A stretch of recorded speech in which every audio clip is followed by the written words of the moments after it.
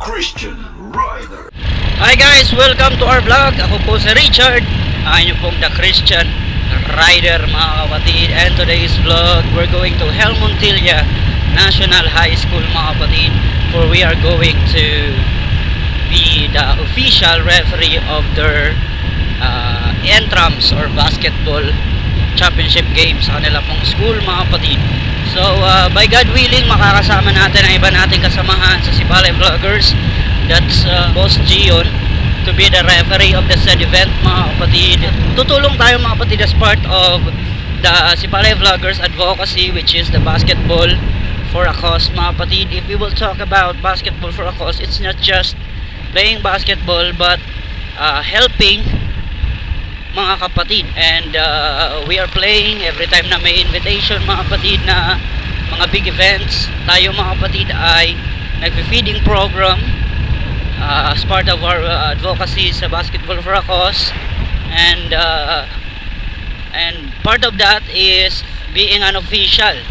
No, nagawa na natin itong mga kapatid last time nung sa Malangog mga kapatid na laro.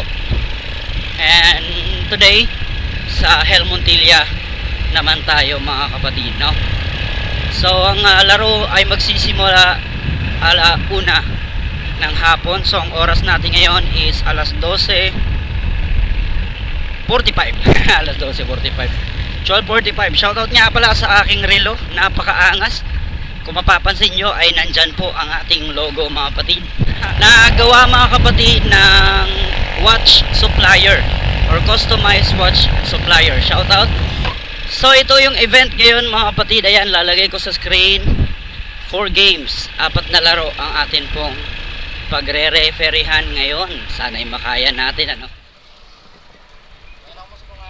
Ma-referee ko?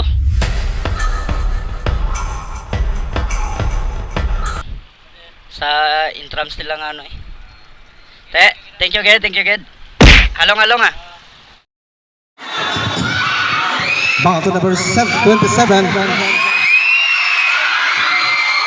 Bound by number 13. There's a foul committed by number 22. 2 free throw.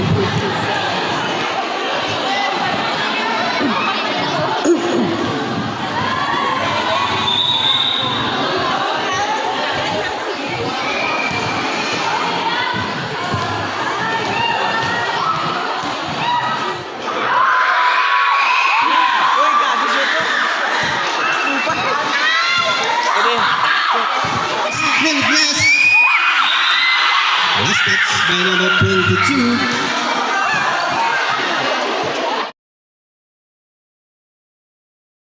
Okay guys, tapos na yung laro.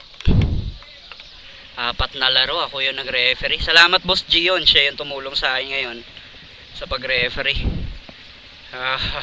Grabe, nakakapagod guys. So it's a good thing na tayo ay nakakatulong.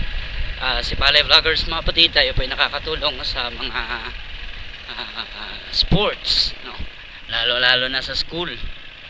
Maganda din naman mga kapatid na kung saan nakikipagkaibigan tayo sa school mga kapatid, kasi sa part ng ating trabaho pwede mga kapatid na sa atin sila mag-o-order ng mga uniforms nila mga kapatid. Shout out Orpe. Sa atin sila mag-order ng mga uniforms nila and other needs nila. Siyempre, kasi kaibigan natin sila mga kapatid. Relationship, kumbaga. Mag-create ka ng relationship sa mga kapwa, mga kapatid na mahihilig din sa sports, no? So shout out sa lahat mga kapatid ng mga players kanina, mga estudyante. Pagpatuloy nyo lang ang inyo pong sports. And darating ang panahon na may mararating din kayo. Yan lang masasabi ko, may mararating din kayo. Goodbye and thank you so much for watching our vlog today. God bless you mga kapatid. Peace out and bye-bye. Follow, like, and share. At visit nyo na rin ang akin pong YouTube channel, The Christian Rider. Salamat!